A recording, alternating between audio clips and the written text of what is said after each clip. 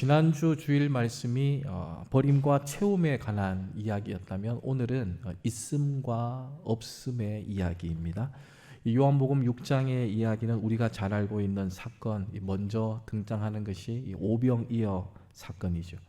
오병이어 사건은 예수님께서 베풀어 주신 이 표적 중에서 이 단연 최고라 할 수 있습니다. 보리떡 5개와 물고기 2마리로 이 5천 명을 먹였다라는 이야기는 그야말로 경이롭기까지 합니다. 어떻게 그 신비를 보여줄 수 있을까 고민을 하다가 제가 이스라엘 갔을 때에 그들이 먹는 이 떡을, 이 빵을 제가 구입해서 온 적이 있습니다. 피타빵이라고 이야기하는데 최근에 코스 거기 가니까 이게 원산지 이스라엘이라 해서 이게 나와 있더라고요. 그래서 이걸 그때는 없었으니까 구입을 해서 아이들한테 먹여주면서 이렇게 이야기한 적이 있습니다. 야, 이거 오병이어, 예수님 오병이어 때 나눠준 빵이다. 먹어봐라. 대단하지 않냐? 네가 아빠가 목사니까 가능한 거다 이거. 그래서 먹여준다. 아이들이 이것을 먹고 깜짝 놀라는 거예요. 알겠다고 이제. 이 5천 명이 왜 먹고 남았는지 알겠다고. 너무 맛이 없다고. 이렇게 맛없으면 10,000명도 먹이겠다. 그렇게 이야기해서 깜짝 놀랐는데 그렇게 받아들일 수도 있구나 생각을 했습니다. 오늘의 이야기는 이 맛이 있고 없고의 문제가 아니라 주님이 계시느냐 계시지 않느냐, 주님이 계실 때에 우리의 믿음이 어느 정도인가, 계시지 않을 때는 어느 정도인가를 판단할 수 있는 그런 말씀입니다. 요한복음 6장 전체에 흐르는 주제가 이처럼 예수님이 있고 없고의 이 차이를 말씀해 주기 때문입니다. 이 본문의 이야기가 크게 두 가지로 나눠집니다. 첫 번째는 오병이어 사건이고 두 번째는 우리 주님께서 이 무리를 걸어 오신 사건입니다. 오늘 이 본문 말씀이 요한복음에만 등장하는 이야기가 아니라 이 똑같은 내용이 마태복음과 마가복음에도 동일하게 등장합니다. 더 놀라운 것은 오병이어 사건 다음에 무리를 걷는 사건을 동일하게 기록하고 있다라는 거죠. 그래서 예수님께서 계실 때와 없으실 때를 명확하게 구분하겠다는 어떤 복음서의 의도로 보입니다. 오늘은 이 무리를 걸으신 예수님을 중심으로 함께 이 말씀을 나누고자 합니다. 먼저 이 오병이어 사건에 관한 이 뒷이야기를 조금 나누면, 오병이어 사건은 제자들에게 참 놀라운 일이었습니다. 그 일은 이 해가 지도록 여운이 잘 가지 않는 그런 일이었습니다. 예수님이 함께 하시면 오병이어만으로 5천 명도 먹일 수 있다, 또 남을 수 있다라는 것을 그들이 몸으로 깨달았기 때문입니다. 단지 제자들에게 조금 찝찝한 것도 있는데, 오병이어를 가져오는 과정 속에 자신들의 믿음이 부족했다라는 거죠. 없습니다. 있어도 안 됩니다. 이런 말들을 주님께 드리면서 자기 믿음이 연약함을 보였기 때문에 그것이 좀 찝찝함으로 남습니다. 예수님은 이미 제자들에게 많은 이적을 보여주셨습니다. 그러나 여전히 제자들은 위급한 상황이 다가오면 예수님을 믿지 못했고 그 낯선 시간을 매우 두려워했습니다. 오병이어는 다행히 해피엔딩으로 끝났지만 제자들에게 다시 한번 이 자신의 무지함이나 이 믿음 없음이 그대로 드러나는 시간이었습니다. 이제 본문은 예수님이 계시지 않는 환경 속으로 우리를 초대합니다. 요한복음 6장 17절 말씀을 함께 읽어보시겠습니다. 배를 타고 바다를 건너 가버나움으로 가는데 이미 어두웠고 예수는 아직 그들에게 오시지 아니하였더니, 오늘의 이야기는 이 제자들이 예수님 같이가 아니라 따로 떨어져 이동 중에 이 풍랑을 만나는 장면이 등장합니다. 본문을 보면 예수님과 제자들이 같이 있지 않다라는 것을 우리가 쉽게 발견할 수 있죠. 이 제자들이 예수님을 놓친 것인지 아니면 제자들이 예수님을 피한 건지 요한복음은 그것을 우리에게 알려주지 않습니다. 다만 우리가 좀 재미있게 이 이야기를 다시 구성해 보면, 오병이어 사건 때 예수님이 제자들을 혼냈지 않습니까? 그래서 그 혼남을 당한 제자들이 야, 우리 예수님 두고 가자. 우리끼리 가자. 야, 예수님 뭐 잔소리만 계속 하시고 같이 가봐야 좋을 게 하나도 없을 것 같다. 두고 배를 타고 가는데 예수님이 그걸 뒤늦게 아신 거죠. 나를 두고 가? 그러면 내가 풍랑을 만나게 해주겠다. 그래서 풍랑을 막 일으켜서 제자들을 곤란하게 만든 것 아닌가, 그렇게 상상할 수 있습니다. 그건 어디까지나 상상이고 실제는 그렇지 않다라는 것을 우리가 마태복음 14장 22절에서 알 수 있습니다. 함께 읽어보시겠습니다. 예수께서 즉시 제자들을 재촉하사 무리를 보내는 동안에 배를 타고 앞서 건너편으로 가게 하시고, 예수님이 보내셨죠. 우리가 마태복음을 읽어보니까 그들이 예수님을 피한 것이 아니라, 도망친 것이 아니라 예수님이 보내셨습니다. 그것도 어떻게 보냈습니까? 재촉해서 빨리 가라, 빨리 가라라고 보내셨습니다. 그리고 예수님 보내서 순종했는데 이 풍랑을 만나게 된 겁니다. 좀 이상하지 않습니까? 고난의 원인 제공자가 누구입니까? 예수님이라는 거죠. 예수님이 재촉해서 가라고 하니까 이 풍랑을 만났는데, 그렇다면 이 고난의 원인 제공자가 예수님이라는 사실을 우리가 알게 됩니다. 흔히 성경에서 바다는 세상으로 비유됩니다. 제자들은 재촉하시는 예수님 말씀에 순종해서 바다, 즉 세상으로 나아갔습니다. 그러나 보내심에 순종한 결과가 풍랑을 만나는 일입니다. 바다에서 풍랑은 늘 위협적인 존재이지 않습니까? 이렇게 생각해 보십시다. 우리가 사는 일상의 현장은 오늘의 본문 바다, 즉 세상을 이야기하는 것인데, 그 전쟁터와 같은 세상에서 말씀대로 산다라는 것은 쉬운 일이 아닙니다. 그런데도 주일이면 일상에 지친 몸을 이끌고 우리는 예배당으로 옵니다. 예배당에 와서 예배를 드리고 찬송을 부르고 또 기도를 드리면서 믿음 잃지 않고 살아보려 합니다. 그리고 마지막 결단 찬양을 부르면서 우리와 함께 하시는 주님, 이제 저 문을 열고 세상에 나갈 때 내가 담대히 살아가겠습니다. 그런 마음으로 세상에 나가지만, 세상에 나가면 다 될 것 같은데 사실은 그렇지 않습니다. 믿음만 있으면 된다고, 순종하면 된다고 말씀 듣고 바다로 세상으로 나아갔는데 이 결과는 참혹할 때가 있습니다. 일도 잘 되지 않고 물질의 시험이 들기도 하고 없던 병도 생기기도 하고 자식들도 내 마음대로 안 되고 계획한 것도 내 뜻대로 안 되고, 일상에서 일이 많아지는 것, 그리고 몸이 고된 것은 이 괴로운 축에도 들지 않습니다. 다시 말씀드리면 노 젓는 일이 이 괴로운 게 아니라 노를 저어가는데 풍랑을 만나면 이 괴롭게 됩니다.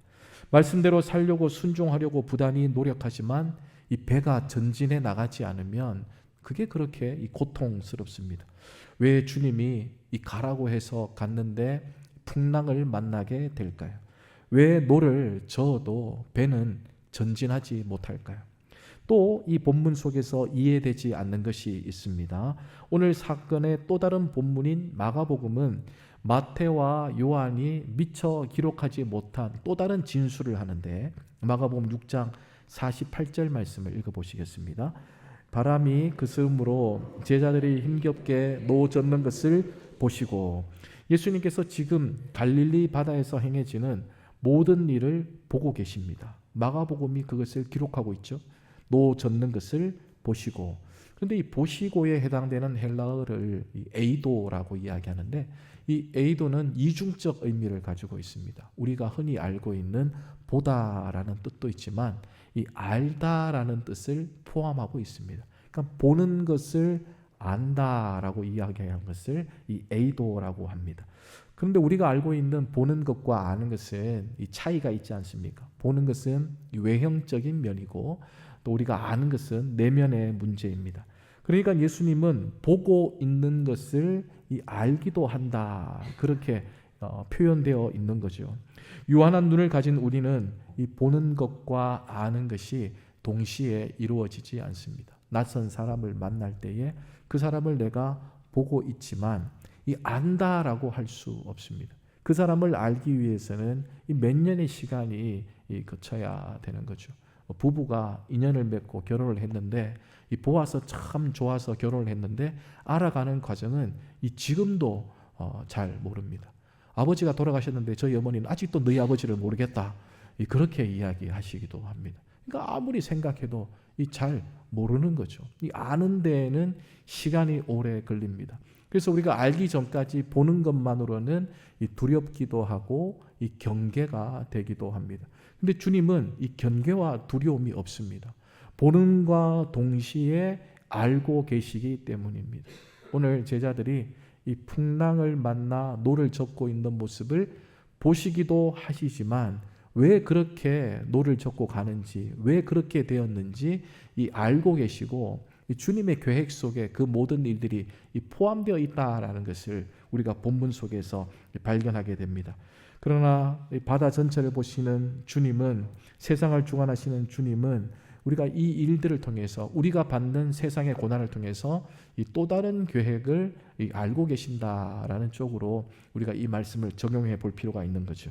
그래서 우리는 이 문제를 풀어야만 합니다. 그래야만 순종을 해도 풍랑을 만나는 이유를 알 수가 있고, 노를 아무리 저어도 배가 전진하지 못하는 이유를 우리가 알 수 있습니다. 요한복음 6장 19절 말씀을 읽어보십시다. 제자들이 예수님께서 바다 위로 걸어 배에 가까이 오심을 보고 두려워하거늘. 제자들이 힘겹게 노를 저어 십리를 갔다라고 이야기하죠. 이 십리라고 이야기하면 대개 이 4km에서 한 5km 정도 되지 않습니까? 지금 어디에서 어디로 가냐 그러면 벳세다, 오병이어가 이루어진 장소가 벳세다라는 곳인데, 이 벳세다에서 가버나움으로 가고 있습니다. 그렇다면 벳세다와 가버나움의 백길로 얼마나 되느냐라고 이야기했을 때에 6에서 7km입니다. 이미 예수님의 제자들은 십리를 갔다라고 이야기하니까 5km 언저리에 와 있다라는 것을 우리가 알 수 있습니다. 그렇다면 제자들은 이 목적지를 얼마 남겨놓지 않은 지점에 있다라는 것을 우리가 알 수 있죠. 이 말을 뒷받침해 주는 근거가 있습니다. 6장 21절 말씀을 함께 읽어보시겠습니다. 이에 기뻐서 배로 영접하니 배는 곧 그들이 가려던 땅에 이르렀더라. 곧 얼마 지나지 않아 가려던 땅에 이르렀더라라고 성경은 기록합니다.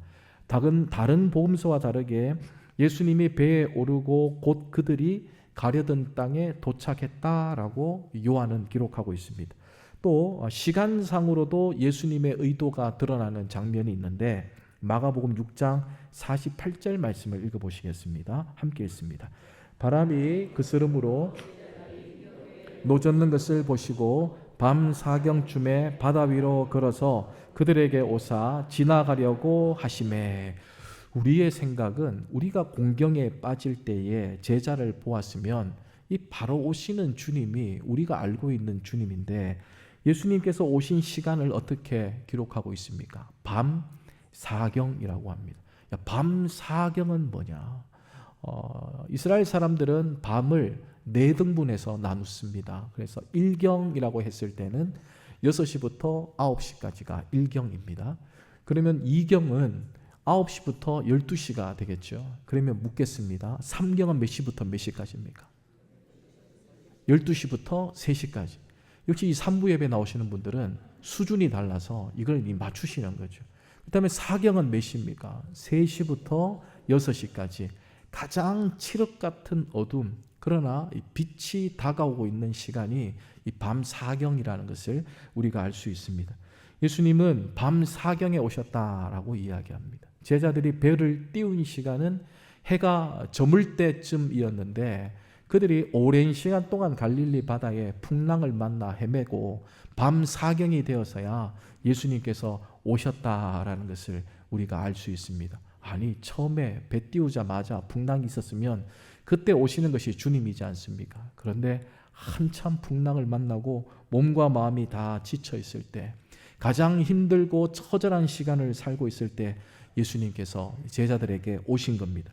일방적으로 재촉해서 보내시고 풍랑을 만나 고전하는 제자들을 다 보고 계셨음에도 이 밤 사경에 오셨습니다.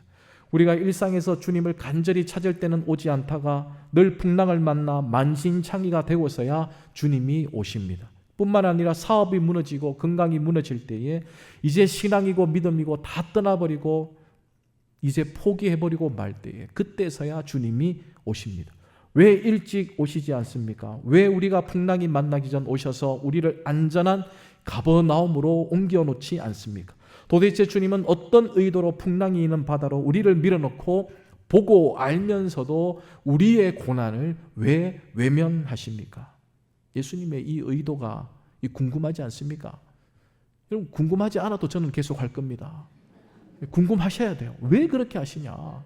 아니 도대체 조금 고난이 올 것 같으면 미리 오셔가지고 해결을 좀 해주시든지, 그래야 믿는 맛이라도 있지. 그런데 고난과 역경이 계속해서 찾아오는데 우리는 그렇게 기도하는데 주님 오실 생각은 전혀 하지 않고 이 밤 사경이 되어서야, 이 십리길을 가는데 5km에 도달했어야 그때서야 왜 오는가? 이 너무 궁금합니다. 이 문제를 한번 풀어보십시다. 우리가 알다시피 예수님의 제자 중 상당수는 갈릴리에 살거나 또 갈릴리에 살면서 어부를 직업으로 두고 있는 사람들입니다. 그들은 이 바다 호수를 너무 잘 알고 있는 거죠. 그러나 아무리 유능한 어부라도 안 되는 것이 하나 있습니다. 바람, 파도, 풍랑, 이건 그들의 힘으로 제재할 수가 없습니다. 그래서 그들은 예보를 보고 오늘 풍랑이 있다 그러면 이 바다로, 호수로 나가지 않습니다. 그런데 예수님의 제자들은 오늘 이 사건이 있기 전 희한한 경험을 한 적이 있습니다.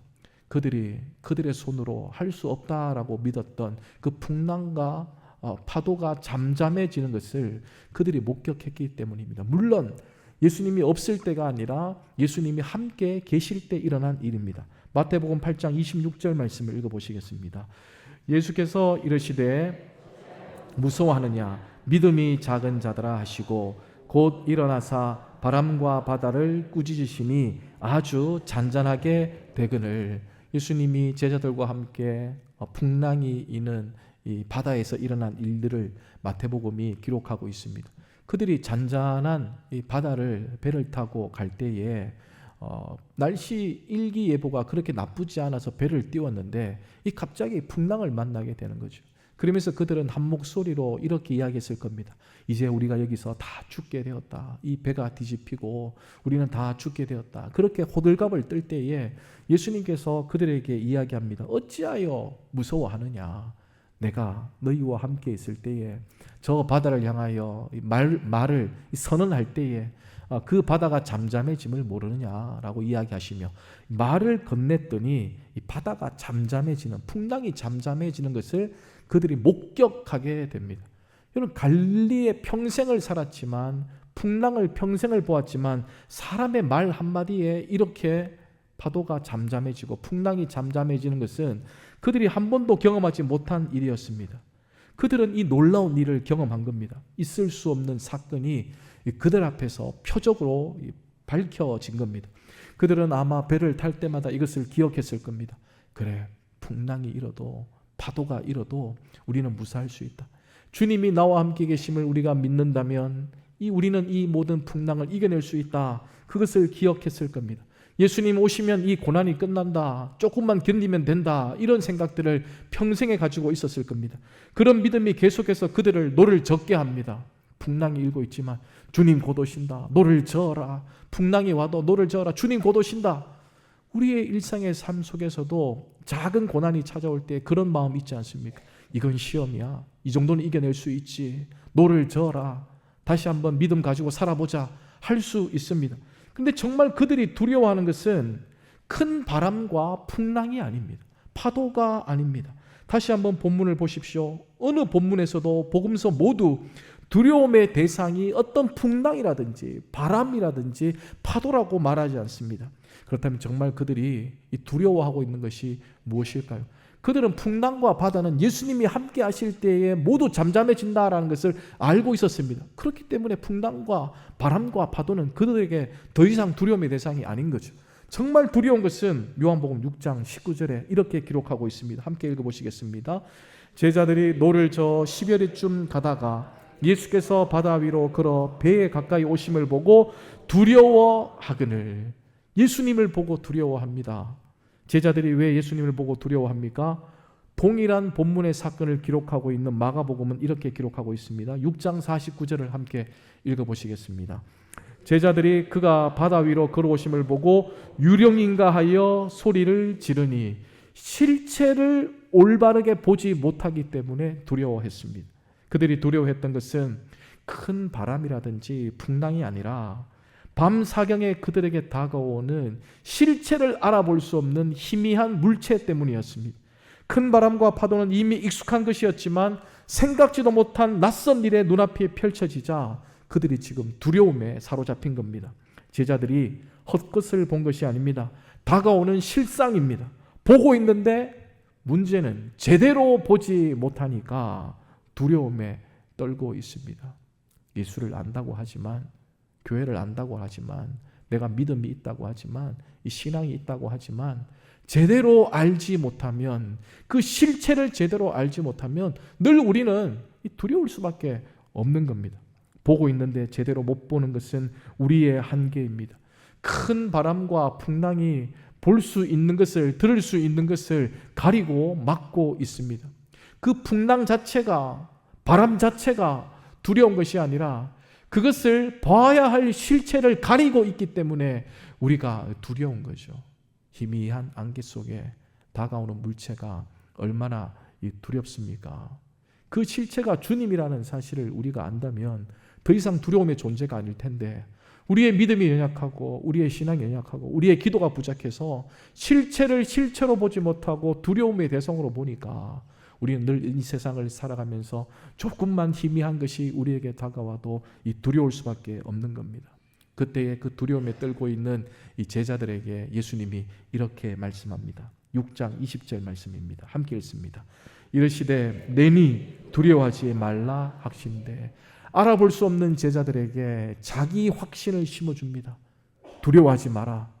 나다. 더 이상 두려워하지 마라. 제자들은 예수님임을 확인하고서야 금세 평안을 찾게 됩니다. 제자들이나 우리나 믿음이 가장 좋을 때는 평안할 때이지 않습니까?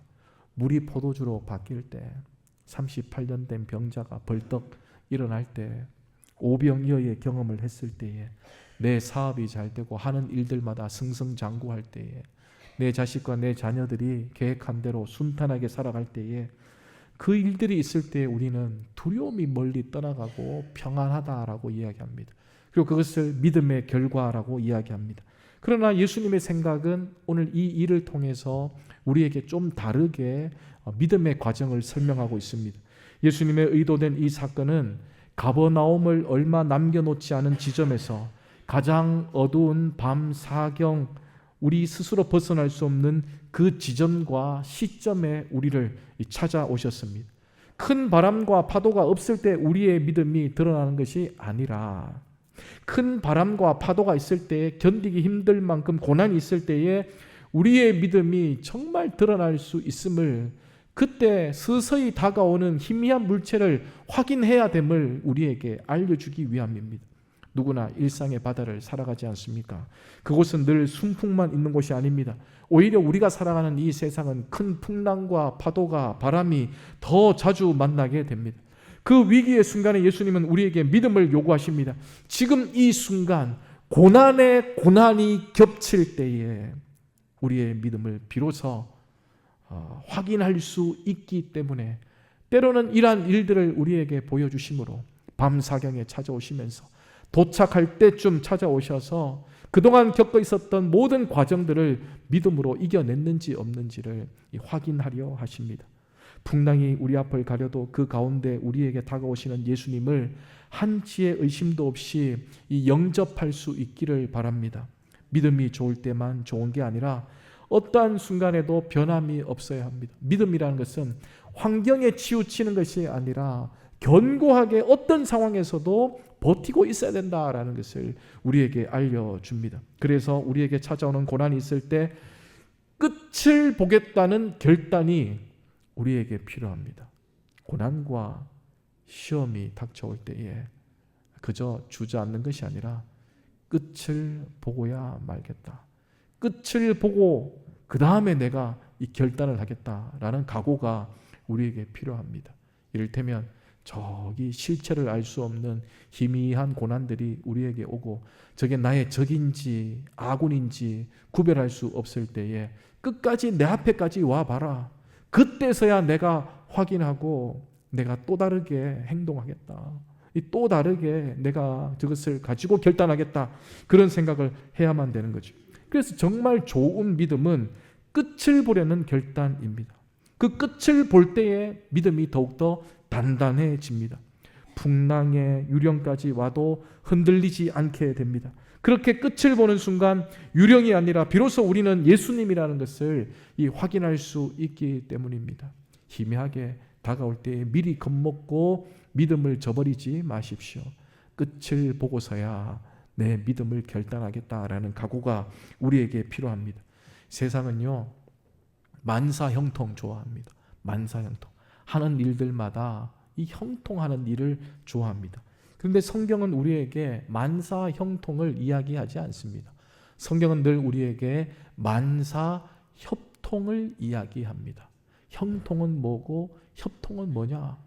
협통이란 연합하여 선을 이룬다. 합력하여 이 선을 이룬다라는 뜻을 가지고 있습니다.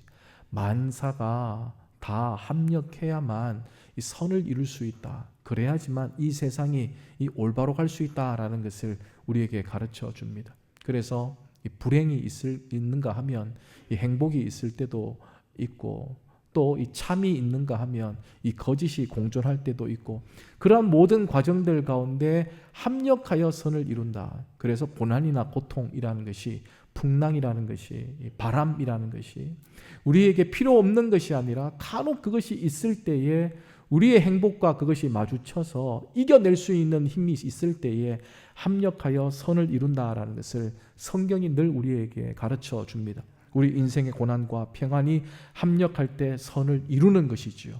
우리가 요셉의 이야기를 보면 그의 인생의 어려운 순간마다 그가 이 형통하였더라라고 기록하고 있습니다. 요셉의 인생이 얼마나 힘든 여정이었고 과정이었습니까? 그럼에도 불구하고 그 어려움과 과정을 이겨낼 때마다 요셉의 인생을 향해서 형통하였더라라고 이야기합니다. 그런데 그 형통이라는 말이 히브리어로 뜻은 이렇습니다. 강을 건너다, 산을 넘다라고 이야기합니다. 형통이라는 말이 강이 없다라는 말이 아니고 이 산이 없다라는 말이 아니라 형통의 뜻은 강을 건너다, 이 산을 넘는다라는 뜻을 가지고 있습니다. 강을 건너기 위해 때로는 풍랑을 만나지 않겠습니까? 그 모든 과정이 형통입니다. 산을 넘기 위해서 땀 흘려야 하고 수고가 있지 않겠습니까? 그러나 그 과정을 넘어서야지 형통입니다. 고난을 아파만 하면 그것은 우리를 절망에 이르게 합니다. 그러나 우리가 우리의 고난을 그리스도의 고난으로 조명하면서 그리스도의 고난과 이웃의 고난에 우리가 동참하게 되면 그것은 공감이라는 말로 성화됩니다. 그래서 고난 자체가 신비입니다. 때로 우리에게 다가오는 고난을 하나님이 허락하신 신비로 여기며 끝을 보는 믿음을 소유할 수 있기를 바랍니다. 왜 주님은 극한 고난의 순간에 마침내 우리에게 찾아오실까요? 그때가 바로 우리 한계를 깨닫고 주님에게 집중할 수 있는 시간이기 때문입니다. 우리의 믿음이 가장 돋보이는 순간이기 때문입니다. 몇 번 이 고비를 넘기게 되면 그 어떤 풍랑에도 그 어떤 유령에도 견고히 서 있을 수 있는 믿음이 우리에게 마련되어지기 때문입니다. 문제는 우리가 주님을 제대로 인식하지 못하고 그 실체를 제대로 보지 못하는 안목입니다. 우리에게 시험이 다가올 때에, 고통이 다가올 때에 보지 못하게 하고 듣지 못하게 하는 가림과 막음을 피하십시오. 그 가림과 막음을 제거할 때에 우리는 주님의 실체를 온전히 볼 수 있습니다. 주님은 우리를 한 번도 떠난 적이 없습니다. 고통과 고난의 순간에도 늘 우리와 함께 하시며 나를 봐라, 나를 제대로 인식해라, 내가 여기 함께 있다라고 말씀합니다. 우리가 세상의 소리에 주님의 음성을 들어야 할 길을 닫고 우리가 세상의 볼거리에 주님을 만나야 될 안목을 닫는 것은 주님이 내 옆에 있음에도 불구하고 발견하지 못하는 어리석음과 동일합니다. 주님은 우리의 고난의 시간에 다가오십니다. 그리고 풍랑 속에 우리에게 말씀하십니다. 나다. 너와 함께 있다. 나를 제대로 보아라. 나를 주님으로 인정해라. 나다. 더 이상 두려워하지 말라. 이것을 깨닫지 못할 때 우리는 세상의 두려움을 이겨낼 수 없습니다. 주님이 지금도 나와 함께 있음을, 나를 위해 오심을 믿으며 세상의 어떤 풍랑도 헤치고 나갈 수 있는, 노를 더 힘차게 저을 수 있는 세왕의 모든 성도들이 될 수 있기를 축복합니다. 기도하시겠습니다. 사랑의 하나님, 오늘 말씀을 통해 우리의 삶의 바다에 찾아오시는 주님을 새롭게 만날 수 있음을 깨닫게 하심에 감사드립니다. 고난의 풍랑 속에서도 우리를 보고 계시고 알며 다가오시는 주님을 의지하게 하옵소서. 믿음이 흔들릴 때 끝을 보며 견디는 결단을 허락하시고 고난을 두려워하는 것이 아니라 주님 안에서 믿음으로 나아가게 하옵소서. 우리가 일상의 바다에서 흔들릴 때마다 나다, 두려워하지 말라는 주님의 음성을 기억하며 온전히 주님께 영광 돌리는 삶을 살게 하옵소서. 주님, 우리의 삶에 오셔서 평안을 주시고 어떤 순간에도 주님을 놓지 않는 믿음을 허락하여 주옵소서. 예수님의 이름으로 기도드리옵나이다. 아멘.